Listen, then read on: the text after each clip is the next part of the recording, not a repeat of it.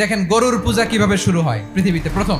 বনি ইসরায়েলের এক দুষ্ট লোক ছিল, নাম সামিরি। সে সবাইরে বলল তোমাদের স্বর্ণগুলো ফালাও। স্বর্ণগুলো ফেললো, বনি ইসরায়েলের স্বর্ণগুলোকে গলিয়ে গরুর বাচ্চা বানালো, গোবৎস। জিব্রাইল আলাইহিস সালাম যে জমিনে এসেছিলেন, ওই ফেরেশতার পায়ের নিচের একটু মাটি সে বুদ্ধি করে প্যাকেটে রেখে দিছিল। স্বর্ণ দিয়ে বানানো গোবৎস গরুর বাচ্চার গায়ে যখন সেই মাটি ছুঁড়ে দেয়া হলো, এখন বাছুরের ভেতর থেকে ভ্যাঁ ভ্যাঁ আওয়াজ আসতেছে। কি আসতেছে? সবাই তো অবাক।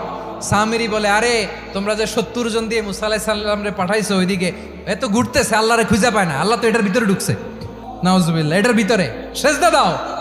এই সেজদা দিয়ে গেল। হারুন আলাইহিস সালাম তাদেরকে বুঝালেন, শিরক করো না, আল্লাহরে ভয় করো।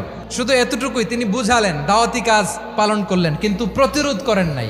এই ঘটনা থেকে শিক্ষা কি? শিক্ষা হচ্ছে, আপনি শিরকের আড্ডাখানা দেখলেও বৃহৎ স্বার্থে তাওহীদের দাওয়াত দিবেন, প্রয়োজনে আপনি ঐক্য নষ্ট করবেন না। সুবহানাল্লাহ পড়বেন না?